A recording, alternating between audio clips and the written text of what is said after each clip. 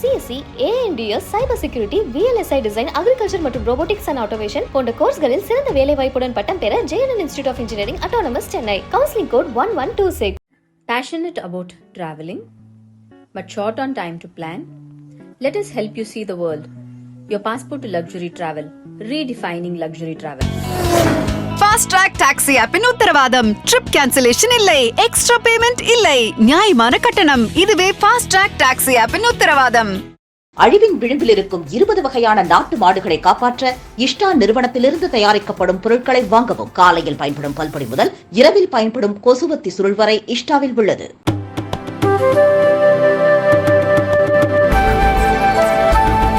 நேர்களே வணக்கம், இது சாணக்கியா, நான் உங்கள் அருண். இன்று நம்மோடு மூத்த பத்திரிகையாளர் துரை கருணா இணைந்துள்ளார். கேட்பதற்கு நிறைய இருக்கிறது, வாருங்கள் இருக்கலாம்.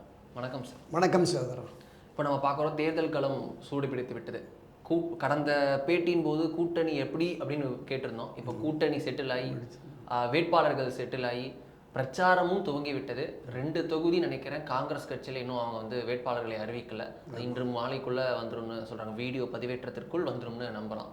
ஸோ அப்புறம் விளவங்கோடு சட்டமன்ற தொகுதிக்கான இடைத்தேர்தலுக்கான ஒரு வேட்பாளர். இந்த 3 வேட்பாளர்கள் மட்டும்தான் காங்கிரஸ் கட்சி சார்பில் அறிவிக்கப்படலை. மற்றபடி ஆல் செட்டில்டு. பாஜக அணி, பாஜக, பாமக, OPS, TTV இவங்க அணி, அப்புறம் அதிமுக, தேமுதிக, புதிய தமிழகம், SDPI அணி, திமுக, காங்கிரஸ், கம்யூனிஸ்ட், அப்புறம் VCக்கான ஒட்டுமொத்தமாக எல்லா அணிகளும், நாம் தமிழர் உட்பட அவங்களும் 40 வேட்பாளர்களையும் அறிமுகப்படுத்திட்டாங்க. களம் தயார், வேட்பாளர்கள் தயார், கட்சிகள் தயார். கள நிலவரம் என்ன? 2024 நாடாளுமன்ற பொது தேர்தலை பொறுத்தளவில் எல்லா அரசியல் கட்சிகளுக்குமே இந்த தேர்தல் ஒரு பெரும் சவாலாகத்தான் இருக்கிறது. அந்த அடிப்படையில் நீங்கள் குறிப்பிட்ட திராவிட முன்னேற்றக் கழக அணி, இந்த பக்கம் அனைத்து இந்திய அண்ணா திராவிட முன்னேற்றக் கழகத்தின் எடப்பாடியார் தலைமையிலான அணி, இன்னொரு பக்கம் பாரதிய ஜனதா கட்சி தலைமையிலான அணி, சீமான் தனித்து எப்போவுமே போல் தனித்து தனி என்று இருக்கிறார். இந்த 4 முனை போட்டின்னு எடுத்துக்கலாம். ஏன்னா ஒரு 6-7% வரைக்கும் வாங்கக்கூடிய ஒரு நிலைப்பாடு சீமானுக்கு இருக்கிறதுனால அதுவும் ஒரு போட்டியாகவே எடுத்துக்கலாம். இதை தாண்டி தமிழ் தேசிய ஒரு கூட்டமைப்புன்னு ஒரு கூட்டமைப்பு 40 தொகுதிகள்லேயும் களம் இறக்கி இருக்கிறதா கடந்த 2 நாளுக்கு முன்பு விளம்பரமும் தகவலும் கூட வந்தது. அவர்கள் எந்த அளவிற்கு தமிழ் தேசியத்தை, ஏன்னா தமிழ் தேசியத்தை முன்னெடுத்து தான் திரு சீமான் ஒரு இயக்கத்தை கட்டமைக்கிறார். இது ஒரு பிரிவாக வந்திருக்கிறது. அதை நம்ம களத்தில் கணக்கில் எடுக்கவில்லை என்றாலும் கூட அவர்களும் ஒரு பாதிப்பை நிச்சயம் ஏற்படுத்துறதுக்கு வாய்ப்பு இருக்குது. நம்ம 4 முனை போட்டினே பேசுவோம். திராவிட முன்னேற்றக் கழகத்தை பொறுத்தளவில் அவர்கள் கடந்த 2014, 19, 21 ஒரு அந்த கூட்டணியை வலுவூடு வைத்திருக்கிறார்கள். அவர்களுக்குள் மனத்தாங்கள் குறைபாடுகள் இருந்தாலும் கூட அந்த ஒற்றை இலக்கு, பாரதிய ஜனதா கட்சியை வீழ்த்த வேண்டும், மீண்டும் பிரதமர் நரேந்திர மோடி 3வது முறையாகவும் பிரதமராக வர விடக்கூடாது என்கிற அந்த ஒற்றை இலக்கை, அந்த ஒற்றை லட்சியத்தை வைத்து அவங்க எல்லாரையுமே ஒருங்கிணைச்சி வச்சிருக்கிறாரு திரு ஸ்டாலின். அவருடைய சாமர்த்தியம் அப்படின்னு தான் நம்ம பார்க்கணும். எக்ஸ்ட்ராவாக ஆட்களையும் சேர்த்துருக்காரு. நிச்சயமாக கமல்ஹாசன் உட்பட 1-2 பேர் சமுதாய ஆட்களையும் கூட அவர் இணைச்சிருக்கிறாரு. இப்போ அந்த வகையில் பார்க்கிற போது திராவிட முன்னேற்ற கழகம் ஆட்சி கட்சியாக இருப்பது கூடுதல் பலம். ஒரு தேர்தலில் ஆட்சி கட்சி என்பது எந்த அளவிற்கு அதிகாரிகளை, காவல்துறையினரை பயன்படுத்துவார்கள் அப்படிங்கிறது நம்ம காலங்காலமாக பார்த்துக்கிட்டு இருக்கோம். அந்த சாம பேத தான தண்டம்னு எல்லாவற்றையும் களம் இறக்குவதற்கான கூடுதல் வாய்ப்பு என்பது திராவிட முன்னேற்ற கழகத்தில் இருக்கிறது. அணி சேர்ந்துள்ள அரசியல் கட்சிகளின் வாக்கு இங்கே 1%, 2% எடுத்துக்கிட்டாலும் கூட 10-12 அரசியல் கட்சி என்கிற பொழுது இந்த வாக்குகளும் திராவிட முன்னேற்ற கழக வாக்குகளும், இதை தாண்டி அவர்கள் மீது ஆதரவு நிலைப்பாட்டில் உள்ள பொதுமக்களில் 1-2% வருகிற பொழுது கூடுதல் வெற்றி வாய்ப்பு தங்களுக்கு கிடைக்கும் என்கிற கண்ணோட்டத்தில் திமுக களம் இறங்கி இருக்கிறது. கள யதார்த்தமும் அப்படித்தான் இருக்கிறது. ஏனென்றால் ஒட்டுமொத்தமாக ஆதரவு வாக்குகள் ஒன்று திரண்டு விடுகிறது, எதிர் வாக்குகள் பிரிகிறது. பாரதிய ஜனதா கட்சி 3ஆக பிரிகிறது. திரு எடப்பாடி அணி, திரு பாஜக அணி, இந்த பக்கம் சீமானுக்கு. நான் சொன்ன இந்த அமைப்புகள் 1-2 அமைப்புகள் அவங்களும் கூட ஒரு ஊருக்கு 100 ஓட்டு, 500 ஓட்டு, 50 ஓட்டு பிரித்தாலும் கூட அதுவுமே பிரியும். இப்படி எதிர் வாக்குகள் சிதறுவதால் தங்களுக்கான வெற்றி வாய்ப்பு இன்னும் பிரகாசமாக இருக்கிறது என்கிற அடிப்படையில் தான் 40 நாங்களே அப்படிங்கிற மாதிரி போகிறாங்க. அப்படியே பாரதிய ஜனதா கட்சிக்கு வருவோம். பாரதிய ஜனதா கட்சி நம்ம கடந்த பல பதிவுகளில் சொன்னது மாதிரி ஒன்றுபட்ட அதிமுகவோடு நாம் அணி சேர்ந்தால் இருக்கிற மற்ற பாமக, தேமுதிக, IJK இந்த கட்சிகள்லாம் சேர்ற போது திராவிட முன்னேற்ற கழகத்திற்கு எதிரான ஒரு வலுவான கூட்டணியை கட்டமைத்தோம் என்றால் ஒரு 20-25 தொகுதிகளில் நிச்சயம் வெற்றி பெற முடியும் என்கிற கணக்கு பாஜகவுக்கு இருந்தது. அவர்களுக்கு தமிழகத்தினுடைய நிலை குறித்து மத்திய உளவுத்துறை தகவலும் அந்த மாதிரி தான் போச்சு. எனவே கடைசி வரைக்கும் அதற்கான முயற்சிகளில் பாரதிய ஜனதா கட்சி ஈடுபட்டது. ஆனால் அது இயலவில்லை. அப்படி ஒரு வலிமையான கூட்டணியை கட்டமைக்க இயலவில்லை. அதனால் யாருடைய தவறால் திரு இபிஎஸ் எடுத்துக்கலாமா?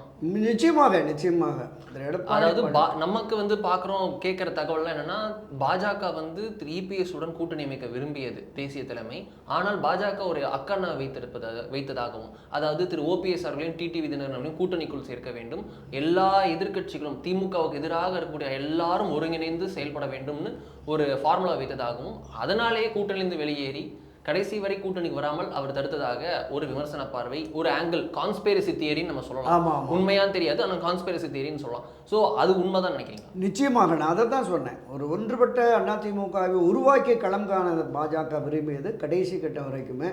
அவங்க சொன்னது மாதிரி அரசியலில் ஒற்றை தலைமை என்று திரு எடப்பாடி போனதற்கு பிறகு திரு ஓபிஎஸ் அவர்களையோ திருமதி சசிகலா அவர்களையோ தினகரன் அவர்களையோ சேர்ப்பதில்லை அப்படிங்கிறதுல அவங்க மிக உறுதியாக இருந்தார்கள். எடப்பாடி பழனிசாமி அவரை சார்ந்தவர்களும் மிக உறுதியாக இருந்தார்கள். நீங்கள் குறிப்பிட்டது மாதிரி எல்லோரையும் அரவணைக்க வேண்டும் என்கிற பார்வை பாஜகவுக்கு இருந்ததுனால இவர்களையும் அரவணைத்து செல்வோம் அப்படிங்கிற மாதிரி தான் இருந்தது. இன்னொரு தகவலையும் சொல்லிடுறேன். கடைசியாக அது இல்லை என்ற உடனே திரு எடப்பாடி பழனிசாமி தலைமையிலான அதிமுகவோடு மட்டுமே கூட நம்ம உடன்பாடு வச்சுக்கிடுவோம் அப்படிங்கிறதுனால காத்திருந்து, அதனாலேயே திரு ஓபிஎஸ் அவர்களை கடைசி வரைக்குமே எந்த பரிசீலனைக்கும் எடுக்காமல் அவங்க காத்திருந்தாங்க. நம்ம இந்த தேர்தலுக்கு அறிவிப்புக்கு முன்பு ஒரு 10 நாட்களுக்கு கூட பியூஷ் கோயல் வந்து இங்கே உள்ள ஆட்கள்கிட்ட பேசுனாங்கன்னு தகவல். கடந்த சட்டமன்ற கூட்டத்தொடரின் போது திருமதி வானதி சீனிவாசன் வந்து திரு வேலுமணி தங்கமணி அவர்களை சந்தித்து இது மாதிரி பேசினாங்க அப்படிங்கிற மாதிரி. ஏன்னா திமுக ஒரு வலிமையான கூட்டணி இருக்கிறதுனால நாம் நிச்சயமாக இந்த கூட்டணியை வலிமையாக அதிமுகவோடு இணைந்து நம்ம கூட்டணியை கட்டமைக்கிற போது ஒரு பெரிய வெற்றியை பெற வாய்ப்பு இருக்கிறது, வாக்கு சதவீதம் கூடுதலாக பெற வாய்ப்பு இருக்கிறது என்று வலியுறுத்தியும் கூட பிடிவாதமாக இருந்துட்டார் எடப்பாடி பழனிசாமி அவர்கள். பிடிவாதமாக இருந்துட்டார். அதனுடைய விளைவு அவர் என்ன கருதினார்னா, பாஜகவிலிருந்து வந்துட்டோன்னா திராவிட முன்னேற்ற கழகத்தில் இருக்கிற 1-2 கட்சிகளை, காங்கிரஸ், விசிகா, சிபிஎஸ்சி போன்ற அரசியல் கட்சிகளை நம்ம பக்கம் கொண்டு வந்துடலாம், அதிகமான இடங்களை கொடுத்து நாம் அவங்கள அகாமடேட் பண்ணிக்கலாம் அப்படிங்கிற மாதிரி கருதினார். இதை தாண்டி இந்த இஸ்லாமிய கிறிஸ்தவ சிறுபான்மை வாக்குகளும் நமக்கு அதிகமாக வந்துடும் அப்படின்னு நம்பினார். அதனால தான் அவர் அந்த பாஜகவிலிருந்து வெளியேறிய உடனே ஒரு மெகா கூட்டணியை அதிமுக தலைமையில் கட்டமைப்பேன் அப்படின்னு ரொம்ப உறுதியாக பேசினார். அதற்கான பூர்வாங்க பணிகளையும் கூட மறைமுகமாகவும் ரகசியமாகவும் அதுக்கான முன்முயற்சிகள் எடுத்தாங்க. எல்லாமே தோல்வியில் முடிந்ததுனால யாருமே அதிமுகவோடு சேராத ஒரு நிலையில் பாமகவையும் தேமுதிகவையும் மாறி மாறி அவங்க பேச்சுவார்த்தைக்கு அழைச்சாங்க. ஒரு 4 சுற்று 5 சுற்று பேச்சுவார்த்தை ரகசியமாகவும் வெளிப்படையாகவும் பேசி பார்த்தார்கள். பாமக இறுதி வரையிலும் அதிமுகவோடு போகும் என்று கிட்டத்தட்ட 90% நம்பிய நிலையில் திடீரென ஒரு நாள் இரவு முடிவெடுத்துட்டு பாஜகவோடு அணி சேர்ந்து விட்டது. அந்த நிலையில் தேமுதிக அங்கேயே இருந்துருச்சு. 5+1ங்கிற மாதிரி இப்போ முடிவாக இருக்கு. ஏன்னா 26 தேர்தல் பற்றியும் பேசுகிறாங்க. ஆமாம், 2026 ஆமாம் 2026 தேர்தல் தொடர்பாகவும் பேசி, ராஜ்யசபாவும் பேசி, 5 மக்களவையும் கேட்டு வாங்கிட்டாங்க. திரு எடப்பாடி பழனிசாமிக்கு வேறு வழி இல்லாத நிலை. ஒரு பெரிய கட்சி கூட இல்லாது, வெறும் எஸ்டிபிஐயோ புரட்சி பாரதம் புதிய தமிழ் புரட்சி பாரதமும் அதிருப்தி சொன்னாங்க. அவங்க அதிருப்தியில் அவசர நிர்வாகிகள் கூட்டம் அப்படின்னு வந்தது செய்தி. ஆமாம். அதனால் யாருமே இல்லாமல் தனித்து விடப்பட்டோம் என்கிற பார்வை பொதுவெளியில் மக்கள் மத்தியில் வந்துவிடக்கூடாது, தொண்டர்களும் மனச்சோர்வு அடைந்து விடக்கூடாது என்பதனால திருமதி பிரேமலதா அவர்கள் கேட்ட தொகுதிகளையும் கேட்ட விஷயங்களையும் பண்ணிட்டு தான் இந்த உடன்பாடை பண்ணியிருக்காங்க அப்படிங்கிற மாதிரி தான் அந்த உள்வட்டார தகவல்களே நமக்கு இருக்கிறது. எனவே இந்த அணி திரு எடப்பாடி பழனிசாமி தலைமையிலான அணி பலகீனமாக இருக்கிறது என்பது பட்டவர்த்தனமாக தெரிகிறது, வெளிப்படையாகவே தெரிகிறது. அவர் போட்ட அந்த 33 வேட்பாளர்களில் 31 வேட்பாளர்கள் புதுமுகங்கள். இதுவரைக்கும் அரசியல் அனுபவமே இல்லை. நாடாளுமன்ற தேர்தலையோ சட்டமன்ற தேர்தலையோ அல்லது உள்ளாட்சி பெரிய மாநகராட்சி உள்ளாட்சி நகராட்சி தேர்தல்களையோ களம் இறங்காதவர்கள் புதுமுகங்கள். இது வந்து அவங்க புது முகங்களை களமிறக்குகிறார்கள்னு பாசிட்டிவாக பார்க்கணுமா, இல்லை மூத்தவர்கள் வர தயங்கியதால், வெற்றி வாய்ப்பு இருப்பவர்கள் தயங்கியதால், செல்வந்தர்கள் செல்வாக்கு மிக்கவர்கள் தயங்கியதால் அவுட் ஆஃப் டெஸ்பரேஷன் யாராவது இறக்கணும்ட்டு இறக்கிற மாதிரி பார்க்குறீங்களா? நிச்சயமாக 100க்கு 100 அதுதான் சரியாக இருக்கும். திரு அன்வர் ராஜா, திரு செம்மலை, திரு செங்கோட்டையன், திரு பொள்ளாச்சி சீனிவாசன் போன்ற தலைவர் எம்ஜிஆர் காலத்து ஆட்களும் கூட இருக்கிறாங்க. நாடாளுமன்றத்துக்கு அண்ணா திராவிட முன்னேற்ற கழகத்தின் பிரதிநிதி என்று அனுப்புபவர்களுக்கு அந்த அனுபவமும் பக்குவமும் இருந்தால் தான் அது ஒரு மரியாதைக்குரியதாக இருக்கும். அவர்கள் இந்த தேர்தலில் ஒரு வலிமையான கூட்டணி இல்லாத சூழலில் திமுக ஆட்சி கட்சியாக இருக்கிற திமுக ஒரு வலிமையான கூட்டணியை கட்டமைத்து நிரந்தரமாக வைத்து கொண்டிருப்பதால் நமக்கு வெற்றி சாத்தியமில்லை என்பதை முற்றும் முழுவதுமாக உணர்ந்து அவர்கள் புறக்கணிச்சிட்டாங்க. அதை தாண்டி தயங்கினார்களா? ஆமாம், நிச்சயமா தயக்கம் இருந்தது. ஏன்னா நம்ம பார்த்தோம் சிட்டிங் எம்எல்ஏஸ்ன்றதை தாண்டி கடந்த தேர்தலில் தோல்வி அடைந்த முன்னாள் அமைச்சர்கள் சிலர் வந்து இம்முறை எம்பி கேண்டிடேட் எதிர்பார்க்கப்பட்டது. குறிப்பா கரூர்ல திரு எம்.ஆர். விஜயபாஸ்கர் எதிர்பார்க்கப்பட்டது, திரு ராஜேந்திர பாலாஜி எதிர்பார்க்கப்பட்டது. இது மாதிரி நிறைய பேர் இங்கே கே.பி. முனுசாமி அல்லது அவர் மகன், அங்கே அன்வர் ராஜா, அந்த மாதிரியான முக்கிய பிரமுகர்கள்லாம் நிச்சயம் இந்த தேர்தலில் களம் காண்பார்கள் அப்படின்னு பேசப்பட்டது.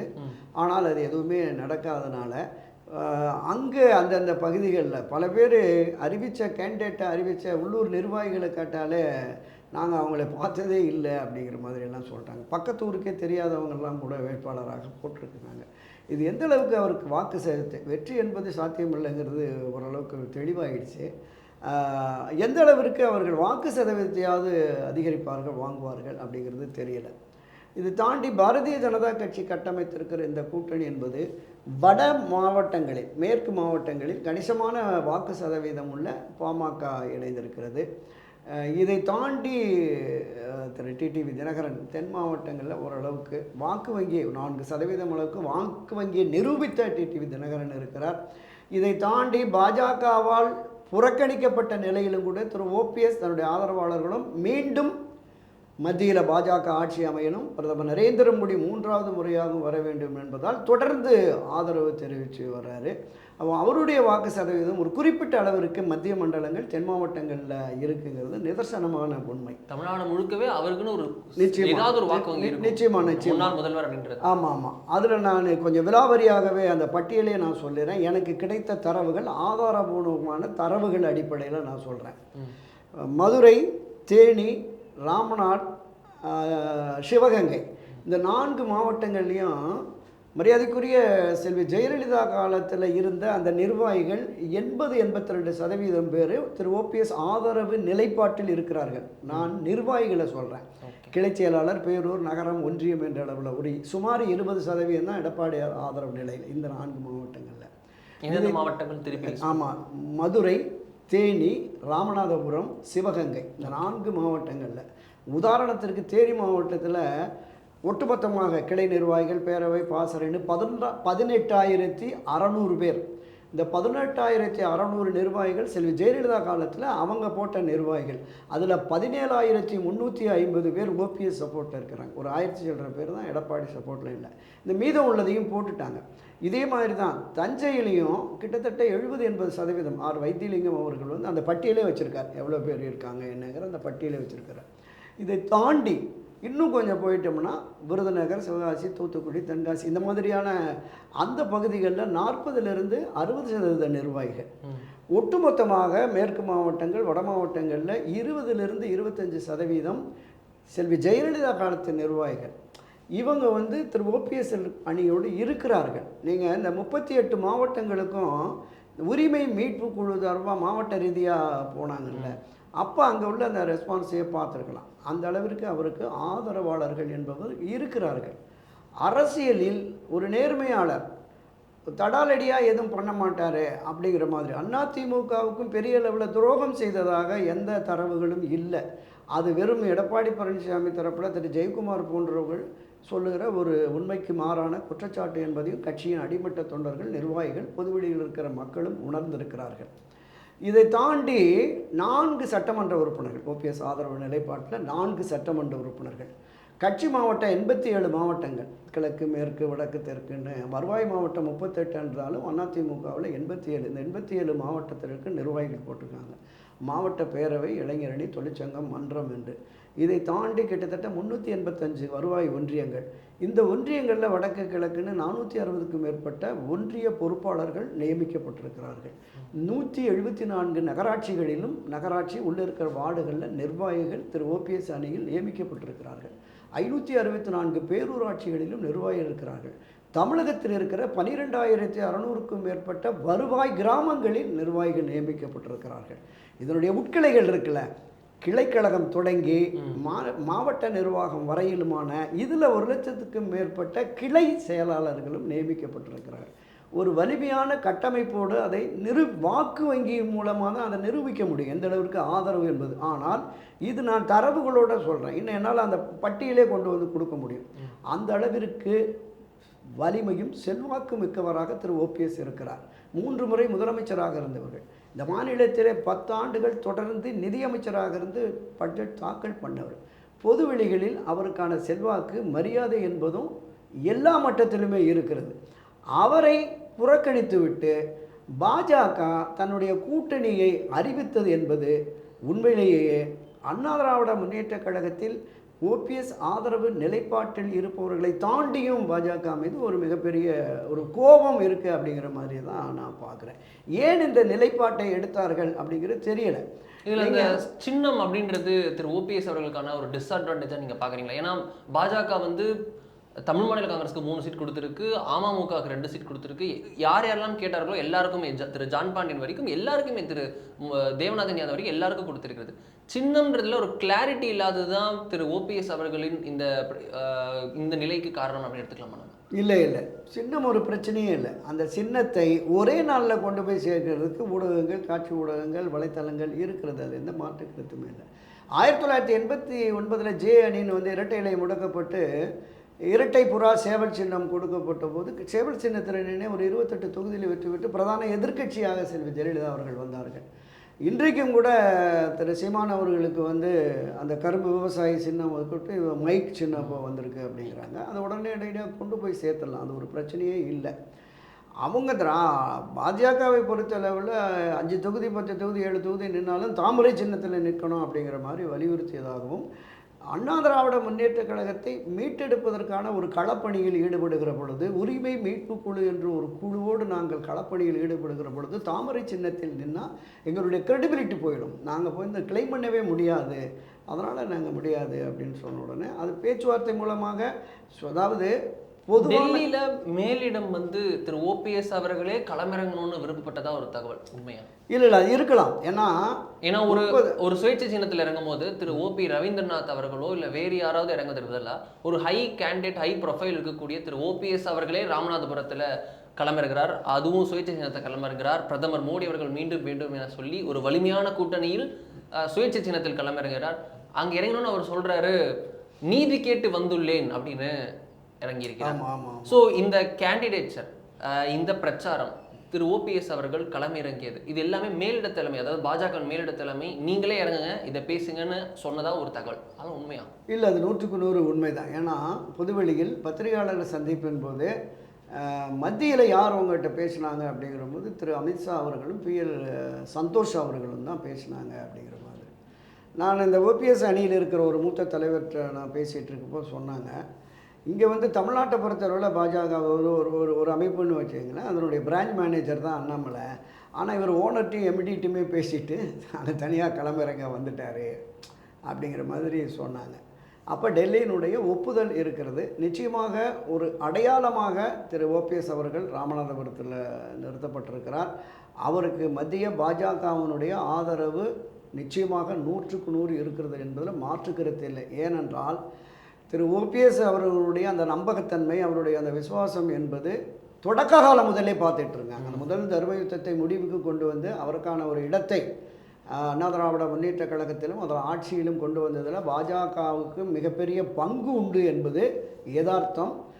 அதை நினைவில் வைத்து மனதில் வைத்து தான் இறுதி வரை பாஜகவோடு பயணிப்போம் என்கிற அடிப்படையில் தான் அவர் வந்தார். அதற்காக மத்திய பாஜக வந்து அவருக்கு ஒரு மரியாதை கொடுத்துருக்கு. இப்போ பார்த்தோன்னா தேசிய லெவலில் என்டிஏ கூட்டணியில் பார்க்குறோம், மொத்தம் 543 தொகுதியில் 445 பாஜக நிற்குது. கூட்டணி கட்சிகளில் டிடிபி 17, JDU 16, சிவசேனா 13, பாமக 10 அப்படின்னு பல கட்சிகள் வந்துட்டே இருக்குது. இதில் ஒரே ஒருத்தர் தான் பாஜக கூட்டணியில் இண்டிபெண்ட்டாக கிளம்புங்கிறார் திரு ஓபிஎஸ் அவர். ஆமாம், அதுதான் சிறப்பு. இது சிக்னிஃபிகண்ட், அதுவும் ராமேஸ்வரத்திலிருந்து. ஆமாம், அதுதான் கூடுதல் சிறப்பாகவும் நான் பார்க்குறேன். தமிழ்நாட்டிலிருந்து உண்மையிலே அந்த பகுதியை சேர்ந்த நான் மரியாதைக்குரிய தர்மரி எம்பியும் அந்த ஒன்றிய நகர மாவட்ட நிர்வாகிகளோடு கடந்த 2 நாட்களாக பேசிகிட்டு இருந்தேன். நாங்கள் இது ஒரு சவாலாக எடுத்து அண்ணன் அவர்களை மிக அதிகபட்ச வாக்குகள் வித்தியாசத்தில் வெற்றி பெற வைத்து டெல்லிக்கு அனுப்புவோம் அப்படிங்கிற மாதிரி இருக்கிறாங்க. சுயேட்சை சின்னம் அப்படின்றது அவருக்கு சேலஞ்ச் இல்லையா? ஏன்னா ஆப்போசிட்ல ரெட்டை இலையே நிற்குது. அவர் இத்தனை நாள் வாக்கு சேகரித்த ரெட்டை இலை அவருக்கு எதிராக நிற்கிறது. மறுபக்கத்தில் வலிமையான கூட்டணி இருக்கக்கூடிய ஏனி சின்னத்தில் IUML நிற்கிறது. இதில் வந்து திரு ஓபிஎஸ் அவர்கள் வந்து அங்கே பார்த்தோன்னா அமமுகவுக்கும் பாஜகவுக்கும் தான் அங்கே வாக்கு வங்கி இருக்குது. திரு தேவநாதன் யாதவுக்கு கொஞ்சம் இருக்கலாம். நீதிபடி வேறு யாருக்கும் அங்கே வாக்கு வங்கி இருப்பதாக நம்ம பெரிதாக சொல்ல முடியாது. ஸோ இந்த கூட்டணியை வைத்துக்கொண்டு திரு ஓபிஎஸ் அவர்கள் களமாட முடியுமா? நிச்சயமும் இல்லை. என்னென்னா அவர் சார்ந்த சமுதாய வாக்குகளே அங்கே கூடுதலாக இருக்கிறது. அவங்க எல்லா மக்களுமே ஆதரவு நிலைப்பாட்டை தெரிவித்து சூரொட்டியெல்லாம் அடித்து செஞ்சுட்டாங்க. நீங்கள் குறிப்பிட்ட மாதிரி வலிமையான திராவிட முன்னேற்ற கழக கூட்டணியில் அங்கே உதயசூரியன் நிறுத்தப்பட்டிருந்தால் அந்த சந்தேகம் எழலாம். ஆனால் அங்கே ஏழி சின்னம் தான் நிறுத்தப்பட்டிருக்கிறது. நான் அறிந்த நான் அறிந்த வகையில் இன்றைக்கு அங்கே சிட்டிங் எம்பியாக இருக்கிற நவாஸ் கானிக்கு திராவிட முன்னேற்ற கழகத்தினரும் கடும் எதிர்ப்பு, இஸ்லாமிய அமைப்புகளும் இஸ்லாமிய சகோதரர்களும் கூட அவருடைய செயல்பாடில் பெரிய அளவில் திருப்தி இல்லை அப்படிங்கிற மாதிரி பல அந்த சமுதாயத்தை சார்ந்த பலருமே ஒரு பெரிய மனிதன் நம்ம ஊரை நம்பி வந்துட்டார், அவருக்கு நம்ம வாக்களிப்போம் அப்படின்னு. ஒரு சில இஸ்லாமிய சகோதரர்கள் நேரடியாக வந்து நீங்கள் தாமரை சின்னத்தில் நின்று தான் நாங்கள் நிச்சயம் போட்டிருக்க மாட்டோம், சுயேட்சை சின்னம் என்பதால் எங்களுடைய வாக்குகளும் உங்களுக்குங்கிற மாதிரி சொல்லியிருக்கிறாங்க. தமிழகம் முழுவதும் இருக்கிற ஓபிஎஸ் ஆதரவாளர்கள், இந்த உரிமை மீட்பு குழுவுடைய நிர்வாகிகளும் களம் இறங்குவார்கள்.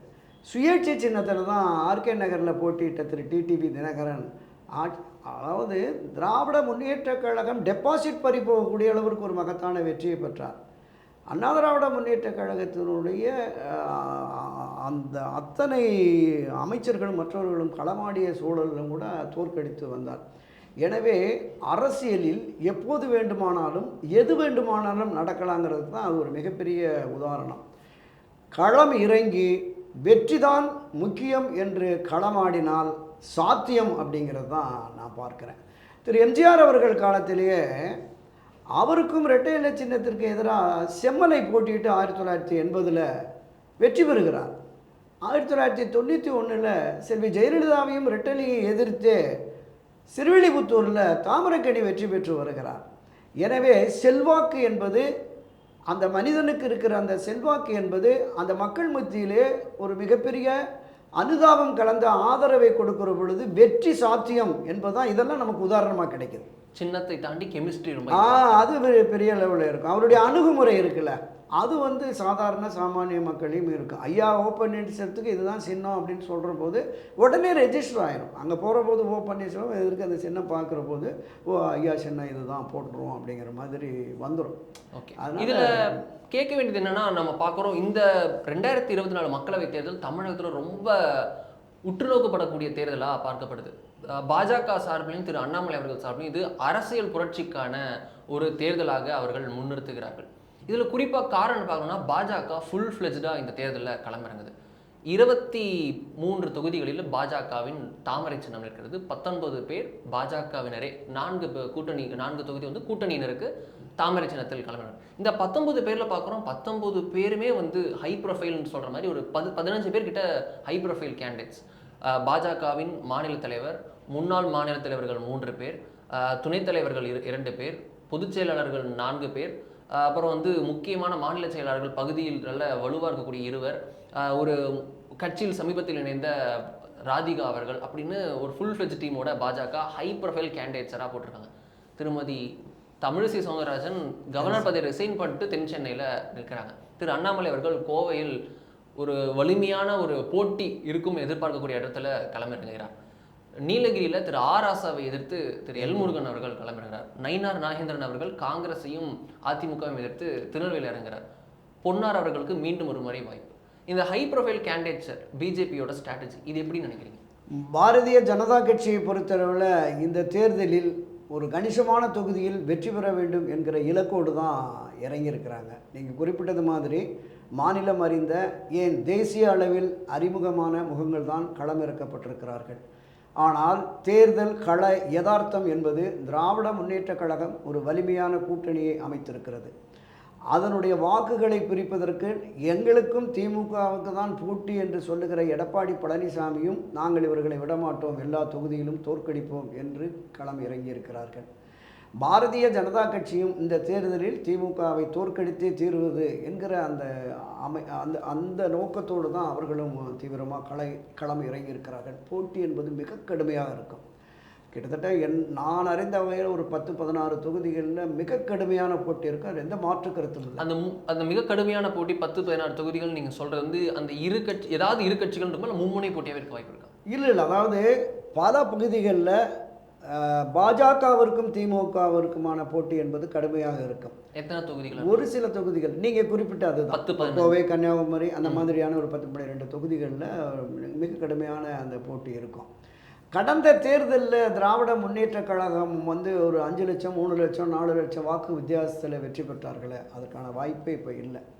அதிகபட்சம் இந்த போட்டி கடுமையாக இருக்கிறதுனால ஒரு 50,000 1 லட்சத்துக்குள்ள தான் அவங்க இருக்கணும். காரணம் வரணும். ஆமாம், அந்த வாக்குகள் ஒட்டுமொத்தமாக பாஜக வர்றபோது நிச்சயமாக இவர்களுக்கு வெற்றி சாத்தியம். ஆனால் அது பிரிஞ்சு போகிறதுனால திரு எடப்பாடி பழனிசாமி தலைமையிலான அதிமுகவுக்கும் சீமான் போன்றவர்களுக்கும் அந்த வாக்குகள் பிரிந்து செல்வதால் 1-2 தொகுதிகளில் என்னை பொறுத்தளவில் என்னென்னா, இந்த உதயசூரியன் சின்னம் நிற்கிற அந்த தொகுதிகளில் திராவிட முன்னேற்ற கழகம் மிக தீவிரமாக களம் ஆடி அவர்கள் நிச்சய வெற்றியை பெறுவதற்கான எல்லா முயற்சியிலும் ஈடுபடுவார்கள். அதை தாண்டி காங்கிரஸ், சிபிஎஸ், சிபிஎம், அதிமுக, முஸ்லீம் லீக் இந்த கட்சிகள் போட்டியிடுகிற தொகுதிகளில் திராவிட முன்னேற்ற கழகத்தினரே மிக தீவிரமாக களமாடி தோழமைகளின் வெற்றிக்கு பாடுபடுவார்களாங்கிறது ஒரு சந்தேகம். அப்படிங்கிற மாதிரி தான் அங்கே இருக்கிற நிலவரங்கள் வருது. என்ன காரணம்னா, திராவிட முன்னேற்ற கழகம் ஒரு பெரியண்ணன் மனப்பான்மையில் எல்லா கட்சிகளையும் கூப்பிட்டு 5 தடவை 4 தடவை பேசி பிடிவாதமாக காங்கிரஸுடைய தொகுதிகளை இவர் கேண்டிடேட் இவரெல்லாம் போடக்கூடாதுங்கிற மாதிரியெல்லாம் அவங்க நடவடிக்கைங்கிறது காங்கிரஸ் ஆரம்பத்தில் ஒரு லேசான ஒரு கோபத்தை ஏற்படுத்தியிருக்குன்னு பார்க்கலாம். அதே மாதிரி விசிகா தரப்புலையும் கூட அவர்களுமே ஒரு 4 தொகுதி கேட்டாங்க. ஒரு 3 தனித்தொகுதி, ஒரு பொது தொகுதி கேட்டாங்க. அப்புறம் 3 தனித்தொகுதி, ஒரு பொது தொகுதி, 4+1 3+1, அப்புறம் கடைசியாக 2+1 கேட்டாங்க. 2 தனித்தொகுதி, ஒரு பொது தொகுதியாவது கொடுங்க அப்படிங்கிற மாதிரி கேட்டதுக்கு அது இல்லவே இல்லை அப்படின்ட்டாங்க.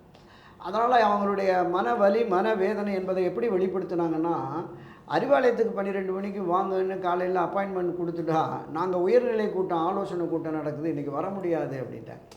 அப்போ அறிவாலயத்திற்கு வர முடியாது என்று சொல்லக்கூடிய அளவிற்கு விடுதலை சிறுத்தைகள் அவ்வளோ பெரிய கட்சியான திமுகவில் இருக்கிற விமர்சனம் அறிவாலய வட்டாரத்திலையும் சரி, அதை தாண்டி கட்சியினர் மத்தியிலேயே அவ்வளோ பெரிய கட்சியாக இவங்க நேற்று பார்க்குறோம். திரு துரை வைகோ அவர்களுக்கும் திமுகவிற்கும் ஒரு லைட்டாக உரசல் இருப்பது போல அவர் பேசியதற்கு திமுகவினர் முணுமுணுப்பு அப்படின்ட்டு நம்ம பார்த்தோம். ஆமாம், அதுதான் அந்த உள்ளூர இருக்கிற அந்த அதிருப்திகள் வந்து களத்தில் எதிரொலிச்சதுன்னா அந்த தோழமை கட்சிகள் ஒரு 5-6 தொகுதிகளை இழக்கிற நிலை வருகிற பொழுது அது பாஜகவிற்கும் அதிமுகவில் 1-2 தொகுதிகள் வருவதற்கு அந்த ஈரோடு நாமக்கல் போன்ற தொகுதிகள் எல்லாம் கேண்டிடேட் சரியில்லை, இவங்க வருவாங்க அப்படிங்கிற மாதிரி எல்லாம் ஒரு கருத்தாக்கம் இருக்கிறது.